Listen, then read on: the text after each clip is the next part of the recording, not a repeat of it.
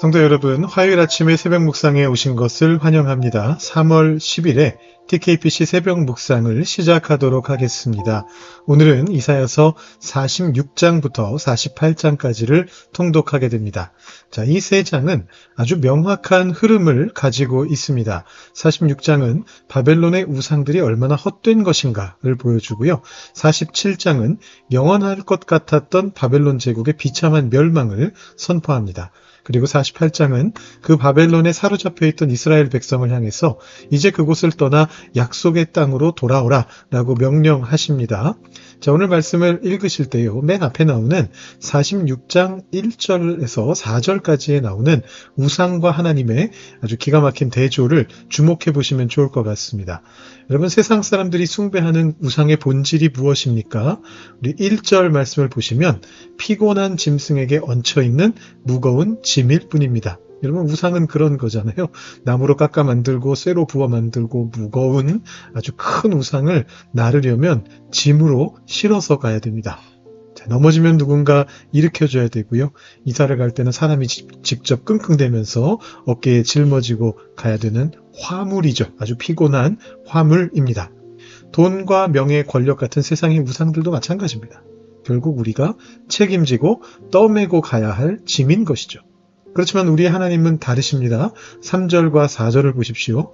너희가 태어날 때부터 내가 너희를 안고 다녔다. 너희가 늙을 때까지 내가 너희를 안고 다니고 너희가 백발이 될 때까지 내가 너희를 품고 다니겠다 말씀하십니다. 정확히 뒤집어져 있습니다.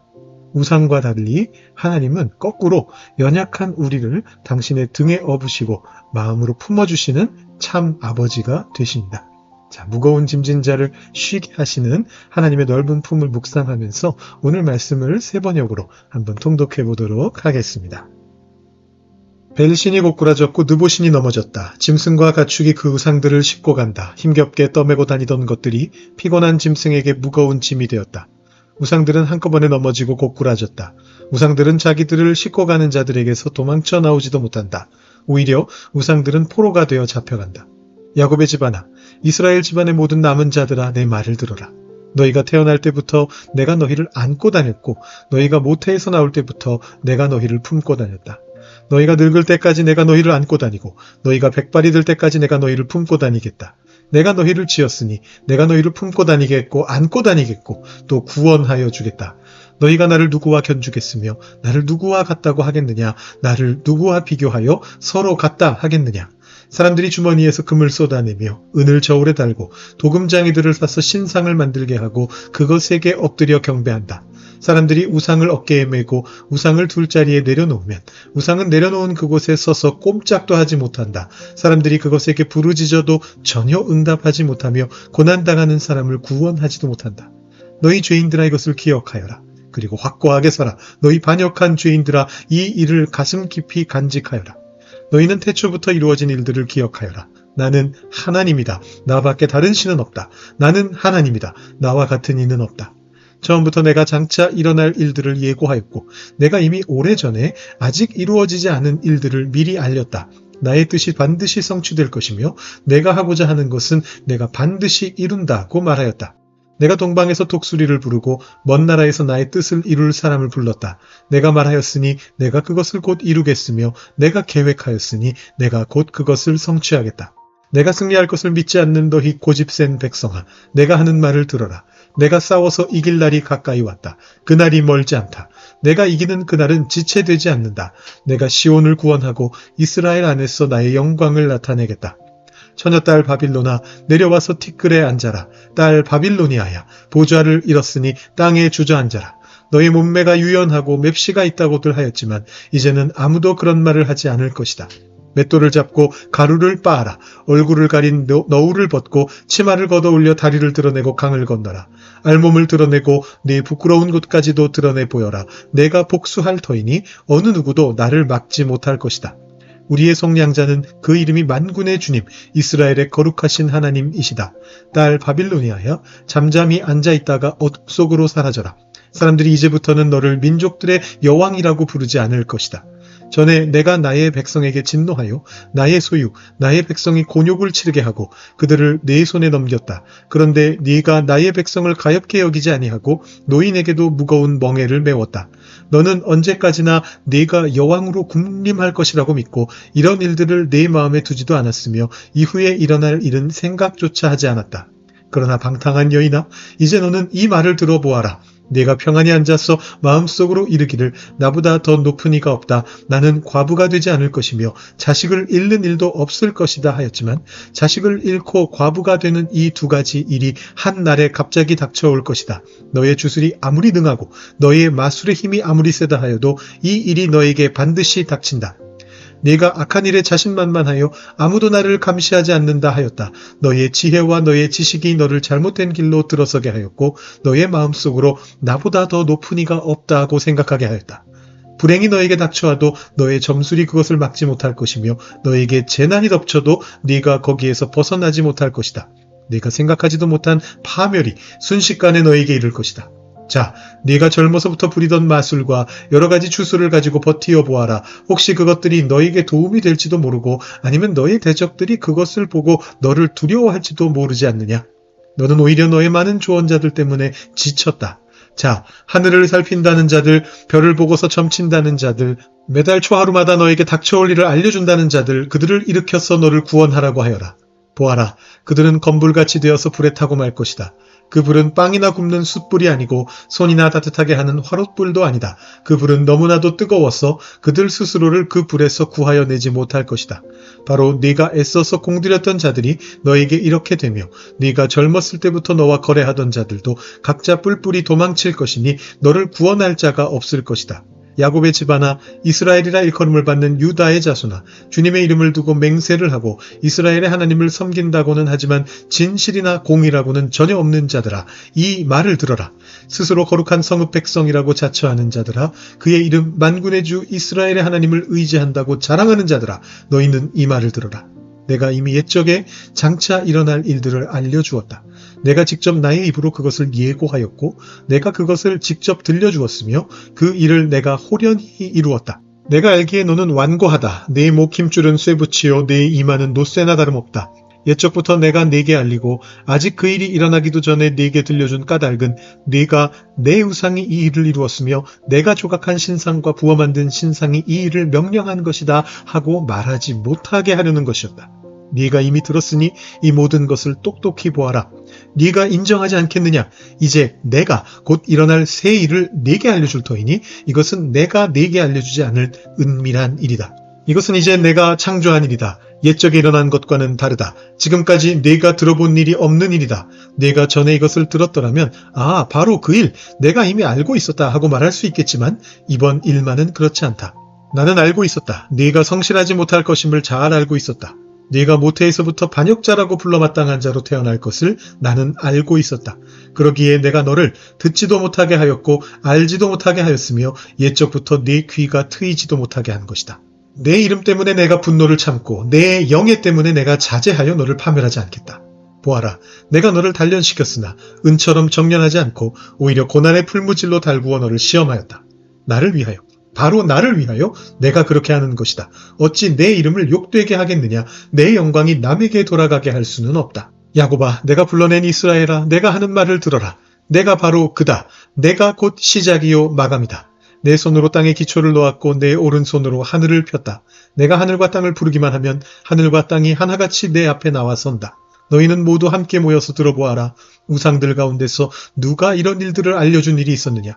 주님께서 그를 사랑하시니 그가 바벨론을 공격하여 주님의 뜻을 이루어드리고 그의 능력을 바빌로니아 사람 앞에서 드러낼 것이다. 내가 말하였고 내가 그를 불러냈다. 내가 그를 오게 하였으니 내가 그 일을 형통하게 하겠다. 너희는 나에게 가까이 와서 이 말을 들어라. 처음부터 나는 은밀하게 말하지 않았다. 이 일이 생길 때부터 내가 거기에 있었다. 이제 주 하나님께서 나를 보내셨고 그분의 영도 함께 보내셨다. 주 너의 속량자 이스라엘의 거룩하신 분께서 이르시기를 나는 주 네 하나님이다. 네가 유익하도록 너를 가르치며 네가 마땅히 걸어야 할 길로 너를 인도하는 하나님이다 하셨다. 네가 나의 명령에 귀를 기울이기만 하였어도 네 평화가 강같이 흐르고 네 공의가 바다의 파도같이 넘쳤을 것이다. 네 자손이 모래처럼 많았을 것이며 네 몸에서 태어난 자손도 모래알처럼 많았을 것이며 그 이름이 절대로 내 앞에서 끊어지거나 없어지지 않았을 것이다. 너희는 바빌론에서 나오너라. 바빌로니아 사람들에게서 도망하여라. 그리고 주님께서 그의 종 야곱을 속량하셨다 하고 즐겁게 소리를 높여서 알려라. 이 소식이 땅끝까지 미치도록 들려주어라.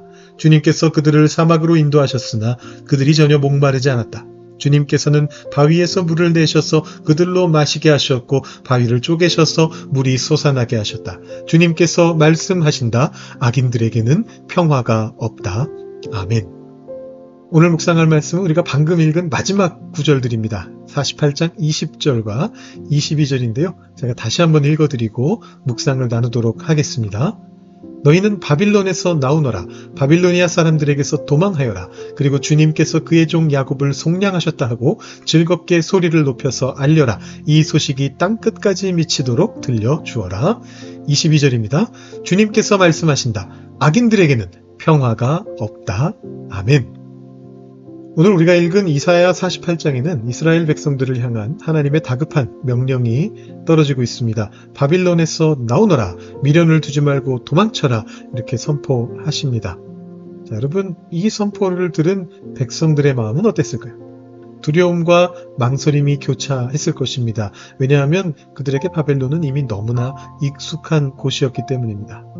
포로기 초기에 하나님께서는 예레미야 선지자를 통해서 바벨론에 집을 짓고 살며 그 성읍에 평안을 구하라 말씀하셨습니다. 하나님의 말씀이었어요. 그곳에 70년의 세월이 흐르면서 이제 바벨론은 더 이상 낯선 유배지가 아닙니다. 그들이 태어나고 자란 곳이고 직장이 있고 밭이 있는 삶의 터전이 됐습니다. 이곳에서의 삶이 편안해졌습니다. 그래서 고향으로 돌아간다라는 어떤 거룩한 비전이나 기대감 같은 것은 이미 식어버린 지 오래였어요. 여기서 이렇게 그냥 사는 것도 나쁘지 않겠다. 어차피 여기가 하나님이 살라고 하신 곳이니까 평안히 살아라 라고 말씀하신 곳이니까 여기 살면 되겠구나. 그렇게 타성에 젖어 있었습니다. 그런데 오늘 이사야 선지자는 그렇게 영적 무기력과 타성에 젖어 있는 백성들을 흔들어 깨웁니다. 지금 당장 그 익숙한 곳에서 나오너라. 왜냐하면 그곳에는 진짜 평강이 없기 때문이다. 이렇게 말씀하세요. 여러분 22절을 보십시오. 악인들에게는 평화가 없다라고 말씀하십니다.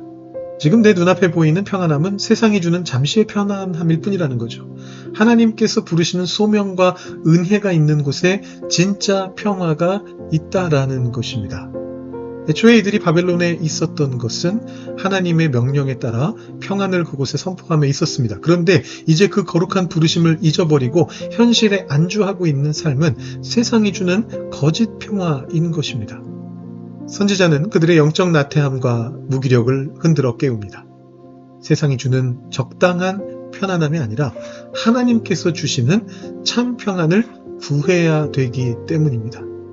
여러분들의 마음속에서 이 다급한 외침이 어떻게 들리시나요? 이 바벨론은 어떤 물리적인 장소나 특정한 환경을 말하는 게 아니에요. 우리 영혼 깊은 곳에 자리 잡고 있는 내면을 말합니다. 내면의 바벨론이에요. 오랜 신앙생활을 하면서 우리도 모르게 영적인 야성을 잃어버리고 타성에 젖어 있을 때가 많이 있습니다. 예배의 감격은 사라진 지 오래지만 그럭저럭 신앙생활을 유지하는 것. 과거의 깊은 상처나 절망감 속에 갇혀서 하나님이 행하실 새로운 일들을 기대조차 하지 않는 체념의 상태. 남모르게 타협해버린 나만의 은밀한 습관들. 이 모든 영적 나태함과 체념의 자리. 그것이 바로 우리가 빠져나와야 할 우리 각자의 바벨론입니다. 우리는 속으로 이 정도면 편안하다, 익숙하다, 스스로를 위로할지 모릅니다. 그러나 이사야 선지자는 그것이 거짓 평화라고 선언합니다. 하나님이 우리를 위해 준비하신 약속의 땅, 참된 회복의 길은 영적인 무감각 속에 안주하는 자들에게는 주어지지 않기 때문입니다. 여러분, 사순절은요, 바로 이 영혼의 바벨론으로부터 탈출하는 기간입니다. 내가 안주하고 있던 영적인 게으름, 체념, 편안함의 자리에서 벌떡 일어나야 됩니다. 우리 교회의 올해 주제처럼 일어나라, 빛을 발하라 라는 주님의 부르심에 믿음으로 반응해야 됩니다. 다시 기도의 자리를 회복하고 식어졌던 하나님을 향한 첫사랑을 되찾기 위해서 영적인 짐을 싸서 믿음의 발걸음을 내디뎌야 됩니다. 여러분, 오늘 하루 이번 사순절 기간 동안에 영적인 체력, 나태함, 게으름이라는 내 안의 바벨론을 떠나서 우리를 안고 가시는 하나님의 등에 업혀서 진짜 은혜가 있는 생명의 자리로 나아가시는 성도님들 되시기를 주님의 이름으로 축원드립니다. 오늘 우리가 함께 기도할 교우분들은 원정숙 권사님, 이진우 집사님과 신혜경 권사님, 임상빈 집사님과 고명숙 집사님이십니다. 앞에 기도 제목들을 띄워드립니다. 원 권사님과 이 집사님, 신 권사님은 우리 공동체를 위한 기도 제목을 오픈해 주셨고요. 또 우리 임상빈 집사님, 고명숙 집사님은 모든 기도의 제목을 오픈해 주셨습니다. 앞에 있는 기도 제목들을 보시면서 위에서 기도해 주시고, 또 혹시 이분들을 잘 모르시는 분들이 계시다면 이름을 부르면서 기도해 주시면 좋겠습니다. 하나님 안에 묶여진 한 공동체로 우리가 이분들을 위해서 오늘 이 시간 함께 중보 기도하고 오늘 하루 기쁨으로 하나님과 동행하며 시작하시기를 바랍니다. 기도하겠습니다.